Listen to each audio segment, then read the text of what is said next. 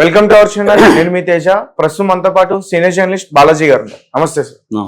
So అంటే కేంద్ర హోంశాఖ ఈ టీటీడీ జరిగిన తొక్కిసలాట్ గురించి విచారణ అడిగితే చంద్రబాబు నాయుడు గారు సీరియస్ గా వార్నింగ్ ఇచ్చారు అమిత్ షా గారికి అని చెప్పేసి ఒక టాక్ బయట నడుస్తుంది. ముఖ్యంగా దీన్ని టీడీపీకి సంబంధించిన కొంతమంది కార్యకర్తలు ఎక్కువగా దీన్ని బయట సోషల్ మీడియాలో పోస్ట్ చేస్తున్నారు.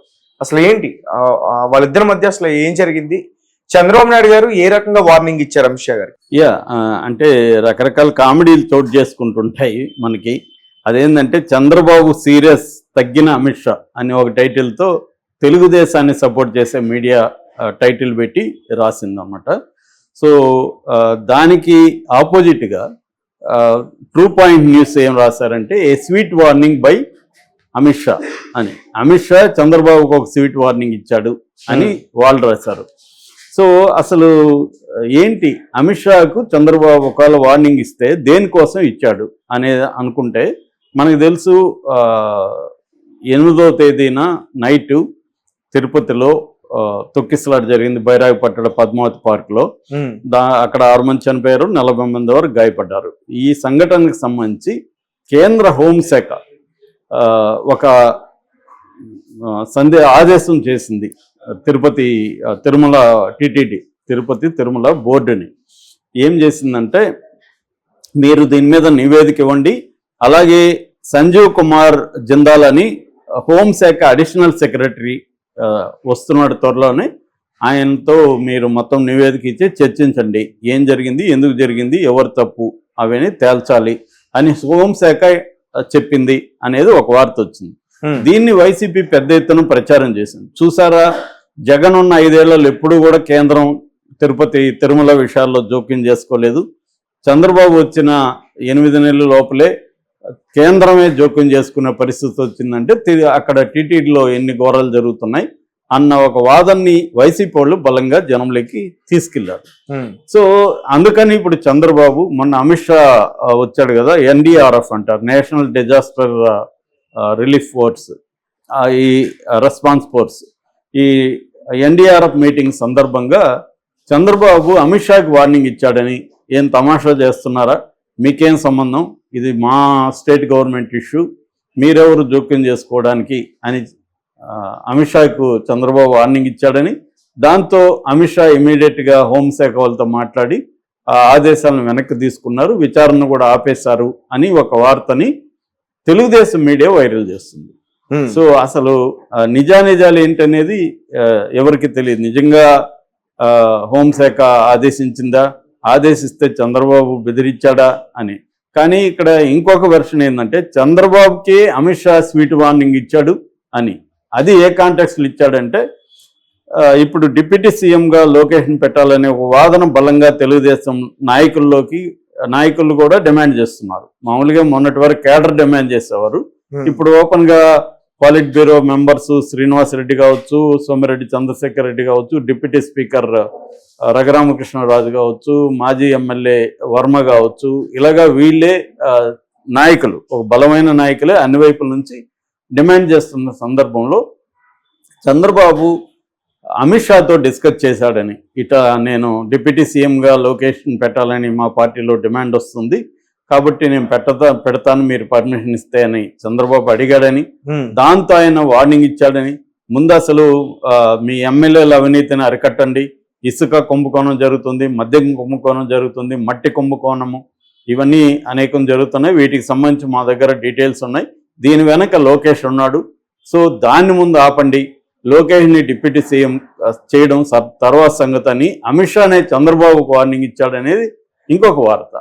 సో ఇందులో ఏది నిజం అనేది మనం కన్ఫర్మ్ చేయలేం. కానీ ఒకటైతే ఇక్కడ వాస్తవం, ఒక డిప్యూటీ సీఎంగా తన కొడుకుని పెట్టాలనుకుంటే అమిత్ షా పర్మిషన్ తీసుకోవాలా చంద్రబాబు అంటే, ఒకవేళ తీసుకోవాల్సిన పరిస్థితి ఉంటే అంతకంటే ఘోరం ఉండదు. ఎందుకంటే చంద్రబాబుకి స్వయంగా 134 సీట్లు వచ్చాయి, ఎమ్మెల్యే సీట్లు, కాబట్టి ఆయన ఎవరి మీద ఆధారపడకుండా గవర్నమెంట్ ఫామ్ చేయొచ్చు. అట్లాగే కేంద్రంలో చంద్రబాబు మీద డిపెండ్ అయ్యి కేంద్రంలో ప్రభుత్వం ఉంది. నిజానికి చంద్రబాబు వాళ్ళని బెదిరించాడంటే కొంత మనం అర్థం చేసుకోవచ్చు. చూడండి, మీరు ఈ రాష్ట్ర విషయాల అఫైర్స్ లో జోక్యం చేసుకోవద్దని చంద్రబాబు చెప్పే అవకాశం ఉంది. ఎందుకంటే చంద్రబాబు ఇక్కడ ఎవరి మీద డిపెండ్ అవ్వలేదు, కేంద్రంలో చంద్రబాబు మీదే బీజేపీ ప్రభుత్వం డిపెండ్ అయింది. సో అలాంటి కాంటెక్స్లో చంద్రబాబు వాళ్ళకి వార్నింగ్ అని కాదు కానీ కనీసం రిక్వెస్టో లేకపోతే చెప్పొచ్చు, తన అభిప్రాయం చెప్పే అవకాశం ఉంది. కానీ అమిత్ షా చంద్రబాబుకు వార్నింగ్ ఇచ్చాడంటే నమ్మశక్యంగా లేదు. రెండోది, అమిత్ షా పర్మిషన్ తీసుకొని పెట్టాలా చంద్రబాబు అంటే దీని వెనక మళ్ళీ ఒక కోణం ఉంది. ఆ కోణం ఏంటంటే చంద్రబాబుకి 2029లో కూడా ఒంటరిగా పోటీ చేసే ధైర్యం లేదు. ఎందుకు? జగన్కి 40% ఓట్ షేర్ ఉంది. ఇప్పుడు కానీ పవన్ కళ్యాణ్ దూరం చేసుకుంటే మళ్ళీ మనం ఓడిపోయే అవకాశం ఉంది. మరి ఒకసారి కానీ ఇప్పుడు ఓడిపోతే మళ్ళీ మనం పైకి లేస్తాము లేదు. కాబట్టి మనం ఇదే కూటమితో వెళ్దాం అనేది చంద్రబాబుకు ఉంది. అట్లాగే చంద్రబాబు మీద, లోకేష్ మీద అనేక కేసులు ఉన్నాయి. దాంట్లో ఈడీ కూడా ఇన్వాల్వ్ అయింది. రేపొద్దున బీజేపీతో గొడవ పడితే ఆ కేసులు పైకి తీసుకొచ్చి చంద్రబాబుని జైల్లో పెట్టే అవకాశాలు కూడా ఉన్నాయి. సో ఇవన్నీ దృష్టిలో పెట్టుకొని చంద్రబాబు ఏం చేస్తున్నాడంటే మనం ఎందుకు గొడవ పెట్టుకోవాలి, కొన్ని విషయాల్లో మనం తగ్గి వెళ్దాము అనేది చంద్రబాబు ఆలోచన. At the same time Pawan Kalyan control చేయకపోతే పవన్ కళ్యాణ్ తప్పులన్నీ ఏమో చంద్రబాబు మీద, లోకేష్ మీద వేసేసి దీంట్లో మంచి జరిగితే నాది గొప్ప, చెడ్డ జరిగితే మాత్రం చంద్రబాబు, లోకేషే కారణం అన్నట్టుగా బిహేవ్ చేస్తున్నాడు. అతన్ని ఎలా కంట్రోల్ చేయాలి? ఇది ఇప్పుడు చంద్రబాబు మీద ఉన్న ఛాలెంజ్. బీజేపీకి ఒక వ్యూహం ఉంది ఆంధ్రప్రదేశ్లో. బీజేపీకి ఏంటంటే ఒక పార్టీని వీకెండ్ చేసి ఆ పార్టీ ప్లేస్లో మనం రావాలనేది బీజేపీకి ఉన్న స్టాండ్. జగన్ ఎలాగో తమ కంట్రోల్లో ఉన్నాడు. తాము ఎప్పుడు కన్నెర్ర చేసినా జగన్ జైల్లో పోయి కూర్చుంటాడు. అతనికి ఈవెన్ కన్విక్షన్ పడే అవకాశం కూడా ఉంది. కన్విక్షన్ పడితే జగన్ రాజకీయ జీవితమే నాశనం అయిపోతుంది. అందువల్ల జగన్ భయభక్తులతో ఉంటాడు. జగన్ పెద్ద విషయం కాదు వాళ్ళకి. వాళ్ళకి విషయం ఏంటంటే పవన్ కళ్యాణ్ ఉపయోగించుకొని రేపు పవన్ కళ్యాణ్ బీజేపీ కలిస్తే బలం పెరుగుతుంది, మనం సొంతంగా బలం పెంచుకోవచ్చు అనేది బీజేపీకి ఉన్న ప్లాన్. కాకపోతే కేంద్రంలో చంద్రబాబు అవసరం ఉంది. అట్లని చంద్రబాబుని డైరెక్ట్గా కంట్రోల్ చేయడం అనేది వాళ్ళకి ఇప్పటికిప్పుడు అయితే కష్టం. అందుకని ఏంటంటే ఇండైరెక్ట్గా పవన్ కళ్యాణ్ని ముందు పెట్టి వాళ్ళు ఒక రాజకీయ డ్రామా తెరలేపారు. సో ఇదేంటంటే మనం ఫ్రెండ్స్గా ఉండొచ్చు, మనం పార్ట్నర్గా ఉండొచ్చు, కానీ మన మధ్య ఒక అంతర్గతంగా కోల్డ్ వార్ నడిచే అవకాశం, ఇళ్లలో భార్య భర్త మధ్య కూడా కోల్డ్ వార్ నడుస్తుంటాయి, లవర్స్ మధ్య నడుస్తుంటాయి. అలాంటిది ఇంత పెద్ద రాజకీయ పార్టీలు, అధికారం వీళ్ళ మధ్య నడవకుండా ఎందుకు ఉంటుంది? ఎందుకంటే ఇప్పుడు చంద్రబాబు కర్తవ్యం ఏంటి? తాను యాక్టివ్గా ఉన్నప్పుడే లోకేష్ని సీఎం చేయాలి. అది సీఎంగా ఎస్టాబ్లిష్ చేస్తే సీఎంగా అతను స్థిరపడతాడు. తాను యాక్టివ్గా లేకుండా వెళ్ళిపోయి లోకేష్ ఒకటే సొంతంగా సీఎం కావాలంటే లోకేష్కి కష్టం అవ్వచ్చు రేపొద్దున. అది చంద్రబాబుకి ఉన్న కర్తవ్యం, ఒక లాంగ్ టర్మ్ ప్లాన్. అయితే పవన్ కళ్యాణ్కి లోకేష్ సీఎం అవుతా ఉంటే నేనేంద్ర వెదవనా నేను అన్నట్టుగా అతనికి ఉంటుంది కదా. అందుకని అతను ఏం చేస్తున్నాడు, స్ట్రాటజిక్గా ఉంటే సీఎంగా చంద్రబాబు ఉండాలి. ఒకసారి ఏమో 10 ఏళ్ళు సీఎంగా చంద్రబాబు ఉండాలంటాడు, ఇంకొకసారి 20 ఏళ్ళు సీఎంగా చంద్రబాబు ఉండాలంటాడు. అంటే అర్థం లోకేష్ సీఎంగా నేను ఒప్పుకోను అనేది ఇండైరెక్ట్గా పవన్ కళ్యాణ్ స్టేట్మెంట్ ఇస్తున్నాడు. ఓకే.